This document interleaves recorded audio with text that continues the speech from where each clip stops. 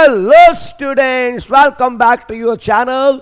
Last time मैंने मेरे बच्चे यूनिट 1 शुरू कराया था और आज हम उसी का नेक्स्ट पार्ट करेंगे। और हाँ, मैंने बिजनेस स्टडी और इकोनॉमिक्स दोनों के लिए अलग अलग प्लेलिस्ट बना दी है ताकि आपको लेक्चर ढूंढने में कोई दिक्कत ना आए।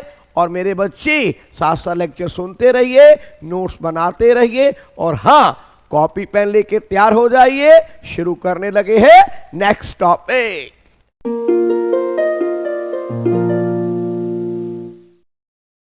हेलो स्टूडेंट्स, तो आज हम एक बहुत इंपॉर्टेंट टॉपिक करेंगे, नेचर ऑफ मैनेजमेंट। जब हम बात करते हैं नेचर ऑफ मैनेजमेंट तो 3 क्वेश्चन हमारे दिमाग में आते हैं कि क्या मैनेजमेंट साइंस है, क्या मैनेजमेंट एक प्रोफेशन है या ये एक आर्ट है। तो एक एक करके डिस्कस करेंगे। सबसे पहले बात करेंगे मैनेजमेंट एज ए साइंस। तो हमें पहले ये क्लियर होना चाहिए कि भाई साइंस होता क्या है। देखो, साइंस को जब हम डिफाइन करते हैं ना, हम क्या कहते हैं, science is a systematic body of knowledge. Science क्या होती है? एक सिस्टमैटिक बॉडी ऑफ नॉलेज होती है which is based upon facts. Facts के ऊपर बेस्ड होती है जो भी फाइंडिंग्स होती हैं।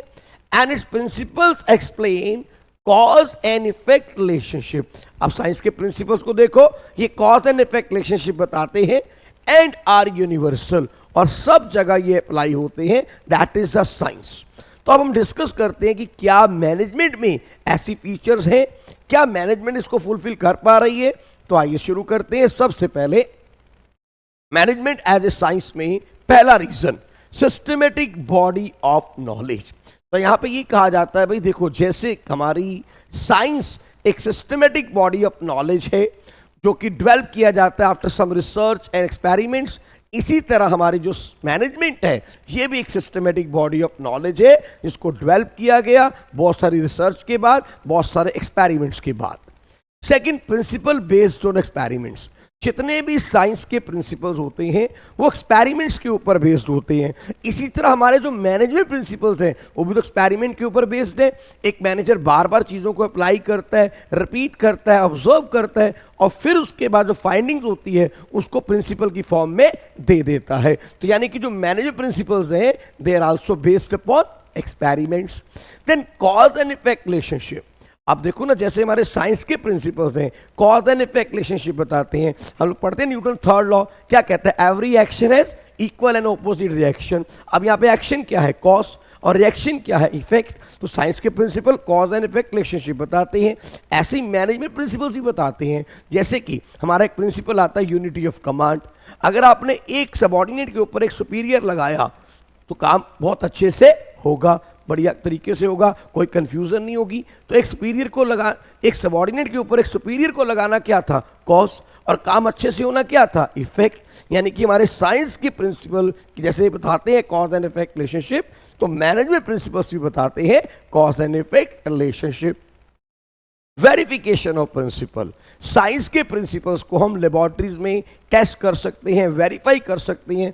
इसी तरह मैनेजमेंट प्रिंसिपल्स को भी हम अप्लाई कर सकते हैं, वेरीफाई कर सकते हैं। जैसे कि हमारा एक प्रिंसिपल होता है डिवीजन ऑफ लेबर, आप उसको अप्लाई करके देखें, आप वेरीफाई कर सकते हैं कि जैसे डिवीजन ऑफ लेबर लगाते हैं वर्कर की एफिशिएंसी, प्रोडक्टिविटी बढ़ जाती है। क्योंकि एक ही काम को जो वो बार बार करेगा तो उसको डेफिनेटली उसमें एक्सपर्टाइज हो जाएगा और प्रोडक्टिविटी उसकी बढ़ेगी ही बढ़ेगी। यानी मैनेजमेंट प्रिंसिपल्स को हम वेरीफाई कर सकते हैं।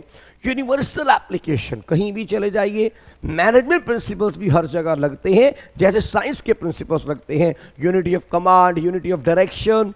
उसके बाद हमारा जो आता है principle of division of labour, unity of direction, ये सारे प्रिंसिपल सब जगह लगते हैं। अभी लेटर ऑन मैं आपको कराऊंगा नेक्स्ट यूनिट में प्रिंसिपल्स ऑफ मैनेजमेंट, और आप देखना कि सारे के सारे प्रिंसिपल्स अप्लाई होते हैं।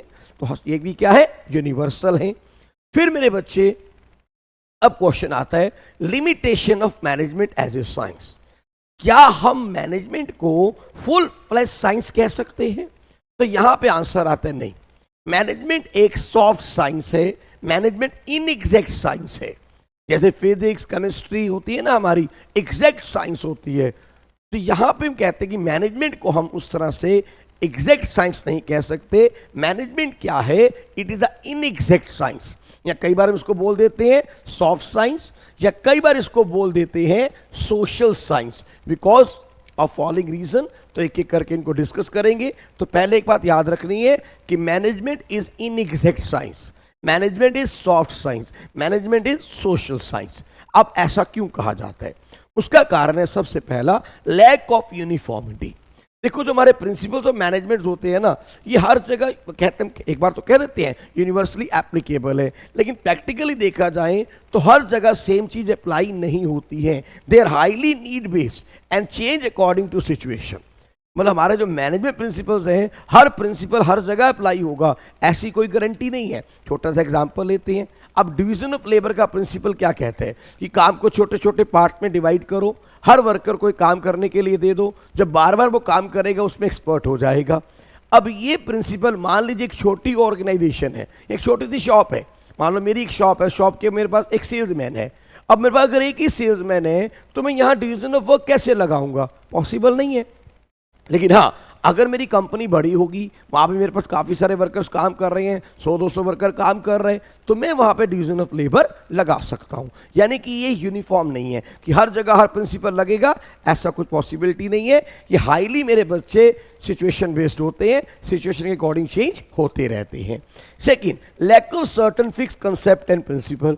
हम जो मैनेजमेंट प्रिंसिपल्स करते हैं ना, हम क्या कहते हैं कि जो मैनेजमेंट प्रिंसिपल्स होते हैं फ्लैक्सिबल्स होते हैं, यानी दे कीप ऑन चेंजिंग। उनका कोई फिक्स कंसेप्ट नहीं है कि वो हमेशा सेम रहेगा। और जैसे साइंस के प्रिंसिपल्स हैं वो कभी नहीं चेंज होते हैं, दे रिमेन रिजिड।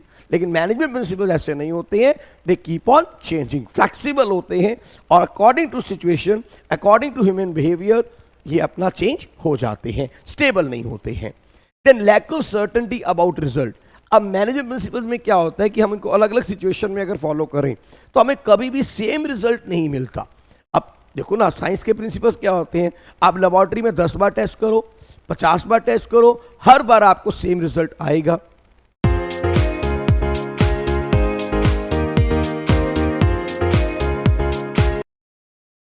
लेकिन मैनेजमेंट प्रिंसिपल्स में ऐसा नहीं होता, रिजल्ट्स के बारे में सर्टेनिटी नहीं होती। क्यों नहीं होती? क्योंकि ये किस पे लग रहे हैं? ह्यूमन बींग्स पे अप्लाई हो रहे हैं। ह्यूमन बींग की psychology person to person, place to place change हो रही है। तो आपने सेम प्रिंसिपल को अलग अलग सिचुएशन में लगाया तो सेम रिजल्ट वो नहीं देगा। Then influence of external factor. हमारे जो मैनेजमेंट प्रिंसिपल्स हैं इन्हें बहुत सारे हमारे एक्सटर्नल फैक्टर जैसे पॉलिटिकल, कल्चरल, सोशल फैक्टर्स ये भी इफेक्ट करते हैं। ये भी एक रीज़न होता है कि ये हर समय सेम रिजल्ट नहीं देते। They are also affected by external factors. Then difficult to establish cause and effect relationship. अब क्या होता है, साइंस के जो प्रिंसिपल्स होते हैं ना वो एग्जैक्ट बताते हैं कॉज एंड इफेक्ट रिलेशनशिप। जैसे मैंने आपको भी बताया कि न्यूटन थर्ड लॉ में क्या था, एक्शन क्या था, कॉज, और उसकी रिएक्शन क्या था, इफेक्ट। तो जो हमारे मैनेजमेंट प्रिंसिपल्स होते हैं इनमें कई बार कॉज एंड इफेक्ट रिलेशनशिप को एस्टैब्लिश करना मुश्किल हो जाता है। कि मान लीजिए, सपोज कीजिए एक कंपनी की प्रोडक्शन अच्छे से नहीं हुई, सेल प्रॉपर नहीं हुई। अब वहाँ पे क्या हो रहा है कि जो सेल मैनेजर है वो प्रोडक्शन मैनेजर को कह रहा है तुम्हारी गलती है, प्रोडक्शन मैनेजर सेल मैनेजर को कह रहा है कि तुम्हारी गलती है।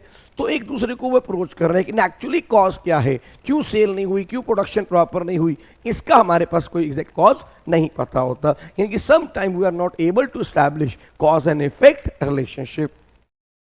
देन मेरे बच्चे, लैक ऑफ मेजरमेंट। अब साइंस में क्या होता है, बहुत सारे इंस्ट्रूमेंट्स होते हैं, बहुत सारे टूल्स होते हैं जिनसे हम जो हमारे वेरिएबल्स हैं, साइंटिफिक वेरिएबल, उनको इजीली मेजर कर सकते हैं। लेकिन मैनेजमेंट के केस में अगर हमने परफॉर्मेंस को इवैल्यूएट करना है तो कोई प्रॉपर मेजरमेंट की हमारे पास टेक्निक्स नहीं होती, और जो होती भी हैं sometime they are biased. The replication is not possible. Replication का मतलब क्या होता है, डुप्लीकेशन। अब साइंस में क्या होता है, अगर एक एक्सपेरिमेंट को आप 10 बार करो, 50 बार करो, 100 बार करो, हर बार वो सेम रिजल्ट देगा, यानी रेप्लिकेशन इज पॉसिबल। लेकिन मैनेजमेंट में ऐसा नहीं होता। अगर आप सेम प्रिंसिपल को सेम लोगों पे भी लगाते हो अलग अलग सिचुएशन में तो रिजल्ट सेम नहीं आएगा, क्योंकि जो ह्यूमन बिहेवियर है वो चेंज होता रहता है, ह्यूमन साइकोलॉजी चेंज होती रहती है। भैया ये प्रिंसिपल लगने किस पे है, ह्यूमन बींग्स पे, और ह्यूमन बींग की साइकोलॉजी कभी सेम, बिहेवियर कभी सेम नहीं रहता। तो इसीलिए साइंटिफिक जो प्रिंसिपल्स होते हैं उनमें रेप्लिकेशन पॉसिबल होता है, मैनेजमेंट प्रिंसिपल्स में रेप्लिकेशन पॉसिबल नहीं होता। तो ये क्लियर हो गया कि क्या हमारी लिमिटेशंस है मैनेजमेंट की as a science. Number of lack of uniform, number 1 lack of uniformity, lack of certain fix concept, lack of certainty about result, influence of external factor, and difficult to establish cause and effect relationship, lack of measurement and replication is not possible. और इसीलिए हम कहते हैं management is an inexact science और soft science. यानी अगर आपको teacher कभी क्वेश्चन पूछ ले कि why we call management inexact science, तो आपने क्या लिख देना है? लिमिटेशंस. टीचर पूछे why we call management as a science, तो शुरू में जो मैंने आपको बताया कि why we call it science, आपने वो पॉइंट्स लिख देने हैं. क्लियर है? यानी ये दो तरह से क्वेश्चन आ सकता है, मैनेजमेंट को साइंस क्यों कहते हैं और मैनेजमेंट को इनएग्जैक्ट साइंस या सॉफ्ट साइंस क्यों कहते हैं. अब आता है हमारा second question, management as an art. भाई क्या मैनेजमेंट आर्ट है? तो पहले एक बात क्लियर कर लीजिए, आर्ट क्या होता है? Application of the knowledge. देखो बड़ा सिंपल एक लाइन में बताऊंगा, science is knowledge and practical application of knowledge is the art. जो आप नॉलेज गेन करते हो वो क्या होता है? साइंस. और जब आप उस नॉलेज को यूज करते हो, प्रैक्टिकली अप्लाई करते हो, वो क्या होता है? आर्ट. अब देखो आप कॉमर्स के स्टूडेंट हो, अब ये जो आप पढ़ाई कर रहे हो, बीकॉम करोगे, आप एमकॉम करोगे या एमबीए करोगे, ये जो भी आप नॉलेज गेन करोगे ये क्या होगा? साइंस. लेकिन जब आप इस नॉलेज को अप्लाई करोगे, कल को आप मैनेजर बन जाते हो, वहां जाके अपनी इस नॉलेज को अप्लाई करोगे, तो वो क्या होगा? आर्ट. तो हमने ये देखना है क्या मैनेजमेंट आर्ट है. तो art means application of knowledge and personal skill to bring desired result. ये आर्ट का मतलब होता है नॉलेज को प्रॉपर्ली यूज करना, अपने पर्सनल स्किल को यूज करना, ताकि हम डिजायर रिजल्ट्स को अचीव कर सकें. That is the art. तो आर्ट क्या है? Practical application of the knowledge. तो आइए देखते हैं क्या हम मैनेजमेंट को कह सकते हैं आर्ट. तो पहला पॉइंट आता है एग्जिस्टेंस ऑफ थ्योरेटिकल नॉलेज. देखो कोई भी हमारा जो आर्ट होता है ना, जिसको भी हम आर्ट कहते हैं किसी भी सब्जेक्ट को, तो उसकी सबसे पहली फीचर होती है एक थ्योरेटिकल नॉलेज होती है. अब इसी तरह से अगर हम देखें, जैसे कि आप म्यूजिक देखो, ठीक है, आप कभी उसमें चले जाइए, ड्रामास में चले जाइए, ठीक है, आप पेंटिंग में चले जाइए, इनका बहुत बड़ा लिटरेचर है, बहुत बड़ी थ्योरेटिकल नॉलेज है. तो इसी तरह मेरे बच्चे जैसे dance, music, acting, public speaking, इन सब की एक थ्योरेटिकल नॉलेज एग्जिस्ट करती है. मैनेजमेंट की भी प्रॉपर थ्योरेटिकल नॉलेज एग्जिस्ट करती है. देखो ना कितनी बड़ी बड़ी किताबें लिख दी हमारे स्कॉलर्स ने. तो थ्योरेटिकल नॉलेज का होना बड़ा ज़रूरी होता है किसी भी आर्ट के लिए. तो इसी तरह मैनेजमेंट के केस में हमारी थ्योरेटिकल नॉलेज एग्जिस्ट करती है, तो हम कह सकते हैं management is an art. Second point आता है पर्सनलाइज एप्लीकेशन और पर्सनल स्किल. देखो हर आर्टिस्ट का ना अपना एक पर्सनल स्किल होता है, उसका अपना एक स्टाइल होता है. आप देखो लता मंगेशकर के गाने का स्टाइल अलग था, अलका याग्निक के गाने का स्टाइल अलग था, किशोर कुमार अलग तरह से गाते थे, मोहम्मद रफ़ी अलग तरह से गाते थे. तो ये क्या है? हर एक आर्टिस्ट का अपना एक स्टाइल होता है गाने का, एक्टिंग का. अमिताभ बच्चन का एक्टिंग का स्टाइल अलग है, शाहरुख खान का एक्टिंग का स्टाइल अलग है. तो हर एक आर्टिस्ट का अपना एक पर्सनल स्किल होता है जिसको वो लगातार प्रैक्टिस करके डेवलप करता है. इसी तरह हर मैनेजर भी जो अपनी नॉलेज को अप्लाई करता है अपने हिसाब से, ये भी उसका पर्सनल स्किल होता है. हर मैनेजर प्रॉब्लम्स को अपने हिसाब से टैकल करता है, तो ये भी उसका एक पर्सनलाइज स्किल होता है. जैसे एक आर्टिस्ट के अंदर एक पर्सनल स्किल होता है, तो मैनेजर में भी ये पर्सनल स्किल होता है कि अकॉर्डिंग टू सिचुएशन हर मैनेजमेंट अपने हिसाब से डिसीजन लेता है, उसको टैकल करता है. Then continuous practice. अब एक आर्टिस्ट एक दिन में आर्टिस्ट तो नहीं बन जाता.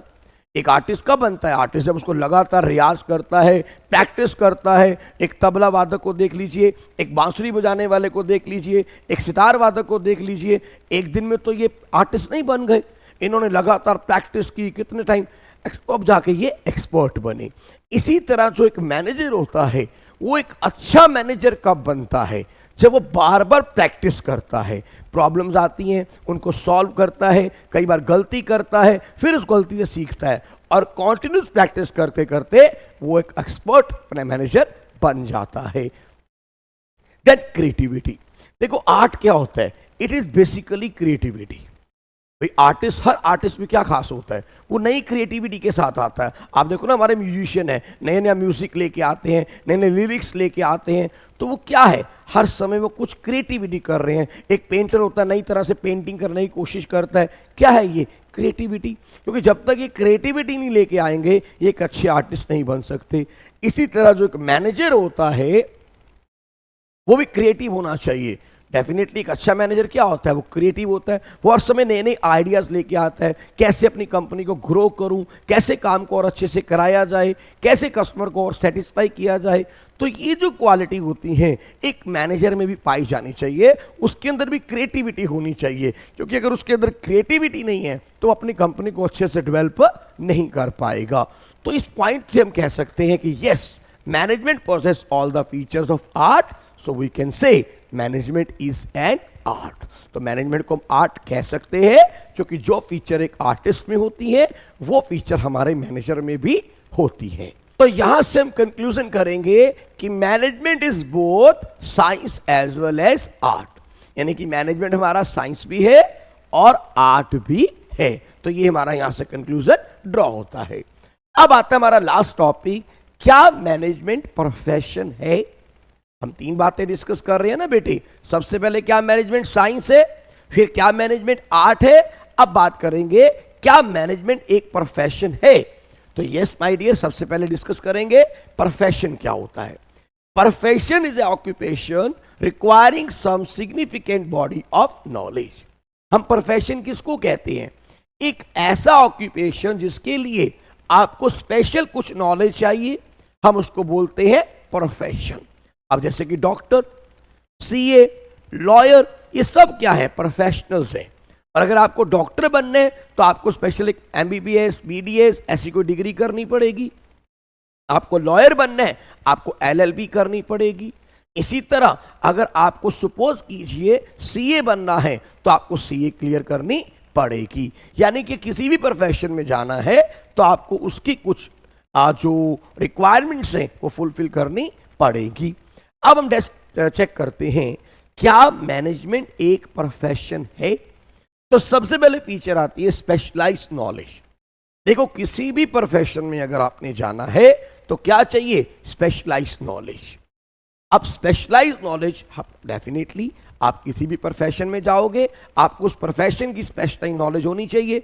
जैसे मैंने आपको अभी बताया कि डॉक्टर बनना है तो क्या चाहिए, एमबीबीएस, बीडीएस, बीए, एमएस, आपको उसकी नॉलेज होनी चाहिए। आपने लॉयर बनना है तो आपको एलएलबी करनी पड़ेगी, उसकी पूरी ट्रेनिंग, पूरी नॉलेज लेनी पड़ेगी। Acquiring knowledge and training, her profession के अंदर ये जरूरी होता है कि आप कुछ फॉर्मल ट्रेनिंग लें, फॉर्मल नॉलेज लें। तो डेफिनेटली सर, आप देख ही रहे हैं कि जब मैनेजमेंट भी हम क्या करते हैं, हम जब एमबीए वगैरह कर रहे होते हैं तो प्रॉपर नॉलेज एक्वायर करते हैं, प्रॉपर ट्रेनिंग लेते हैं, इंटर्नशिप वगैरह होती है। जैसे बाकी प्रोफेशंस में होता है तो आपको भी अगर मैनेजमेंट में जाना है प्रॉपर इस फील्ड के अंदर तो बीबीए, एमबीए वगैरह आप करते हो, प्रॉपर नॉलेज एक्वायर करते हो। तो बहुत सारे इंस्टीट्यूशन हैं जहां पर ये नॉलेज मिल रही है, ट्रेनिंग भी दी जा रही है आपको, ताकि आप एक अच्छे मैनेजर बन सकें। देन सोशल रिकॉग्नाइजेशन, हर प्रोफेशनल की सोशल रिकॉग्नाइजेशन होती है ना, ये डॉक्टर है, ये लॉयर है, ये टीचर है, ये सीए है। तो इसी तरह से जो हमारा मैनेजर होता है उसकी भी सोशल रिकॉग्नाइजेशन होती है। ये जनरल मैनेजर हैं, ये चीफ मैनेजर हैं, तो इस तरह से उनकी भी अपनी एक रिकॉग्नाइजेशन होती है। देन चार्जिंग ऑफ फीस, अब किसी प्रोफेशनल के पास चले जाओ, फ्री में तो आपको अपनी सर्विस नहीं देता। डॉक्टर के पास जाओगे, डॉक्टर आपसे फीस लेगा। आप लॉयर के पास जाओगे, लॉयर अपनी फीस लेगा। सीए के पास जाओगे, सीए अपनी फीस लेगा। इसी तरह जो मैनेजर है वो भी अपनी सैलरी लेते हैं, प्रॉपर फीस लेते हैं, फ्री में अपनी सर्विसेज वो भी प्रोवाइड नहीं करते। देन सर्विस मोटिव, हम कहते हैं हर प्रोफेशन का ना एक सर्विस मोटिव होता है। जैसे डॉक्टर का सर्विस मोटिव क्या है कि सोसाइटी को अच्छे से सर्व करें, पेशेंट का बेस्ट ट्रीटमेंट करें, ये उनका मोटिव है। ऐसी लॉयर का क्या मोटिव होता है कि जस्टिस के लिए लड़े, अपना जो भी केस आया उसको अच्छे से लड़े और जो भी उसका क्लाइंट है उसको सही तरह से जस्टिस दिलवाए। तो ये किसका मोटिव है, लॉयर का, डॉक्टर का। यानी हर प्रोफेशन के अंदर हमारा कुछ सर्विस मोटिव रहता है। इसी तरह एक मैनेजर का भी तो ये मोटिव रहता है, सर्विस मोटिव रहते हैं कि वो सोसाइटी के रिसोर्सेज यूज़ कर रहा है, सोसाइटी को अपना सामान सेल कर रहा है, तो सोसाइटी को सही सामान प्रोवाइड कराए, नॉमिनल रेट पे प्रोवाइड करे, क्वालिटी प्रोडक्ट प्रोवाइड करे, कोई उसके साथ चीटिंग ना करे, कोई माल प्रैक्टिसेस ना करे। तो यस सर, तो मैनेजमेंट का भी उस वे में हम कह सकते हैं सर्विस मोटिव रहता है। तो इन सब पॉइंट्स के बेस पे हम कह सकते हैं कि yes, management is a profession. लेकिन बाद में ये कहा जाता है नहीं, there are some limitation, management को हम फुल फ्लैज प्रोफेशन नहीं कह सकते। क्यों नहीं कह सकते? इसमें कुछ लिमिटेशंस हैं, कुछ प्रॉब्लम्स हैं, कुछ दिक्कतें हैं जिसके कारण हम मैनेजमेंट को फुल फ्लैज प्रोफेशन नहीं कह सकते। वो क्या है? सबसे पहले रिस्ट्रिक्टेड एंट्री। देखो, आपने किसी भी प्रोफेशन में जाना है ना, तो हमेशा कुछ रिस्ट्रिक्टेड एंट्री होती है। कुछ आपको मिनिमम क्वालिफिकेशन होनी चाहिए, कोई आपको डिग्री लेनी पड़ेगी, जैसे कि मैंने आपको पहले बताया। अब आपने अगर सीए बनना है तो आपको सीए के सारे जो पेपर्स हैं वो क्लियर करने पड़ेंगे। आपको डॉक्टर बनना है तो एमबीबीएस बीडीएस की डिग्री लेनी पड़ेगी। इसलिए लॉयर बनना है तो आपको एलएलबी एलएलएम करना पड़ेगा। लेकिन मैनेजर बनने के लिए कोई ऐसी एंट्री नहीं है। भैया, मैं बड़ी अच्छी मेरी कंपनी चल रही थी, कल को मेरा बेटा आया, मैंने उसको अपनी कंपनी का मैनेजर बना दिया, और मेरा बेटा +2 पास भी नहीं है, तो यानी कि कोई रिस्ट्रिक्टेड एंट्री नहीं है, कोई पर्सन भी मैनेजर बन सकता है, कोई मिनिमम क्वालिफिकेशन कहीं भी प्रिस्क्राइब नहीं है। तो ये पहली लिमिटेशन है, इसलिए हम इसको फुल फ्लैज प्रोफेशन नहीं कह सकते। Second, representative association. हम बात करते हैं जितनी भी हमारी प्रोफेशनल्स होते हैं उन सब की कोई ना कोई रिप्रेजेंटेटिव एसोसिएशन होती है। जैसे कि आप देखो, अगर हम बात करें सीए की, तो उनके लिए कौन सी एसोसिएशन है? Institute of chartered accountant of India. किसको देख रही है ये? सीए को। इसी तरह मेडिकल काउंसिल ऑफ इंडिया, ये किसको देख रहा है? हमारे मेडिकल प्रोफेशन को। बार काउंसिल ऑफ इंडिया किसको देख रहा है?